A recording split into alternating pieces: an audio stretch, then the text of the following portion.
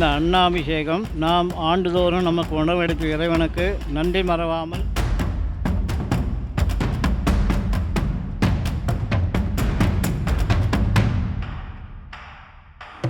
அன்னாபிஷேகத்தில் கலந்து கொண்டுள்ள பக்த அன்பர்களுக்கு எல்லாம் வல்ல எம்பெருமான் அருளால் நிவர்த்தி ஆகின்றது.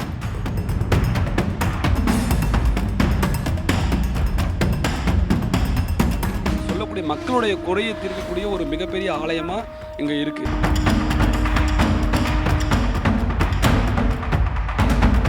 சிவனும் இருக்காங்க, பெருமாளும் இருக்காங்க.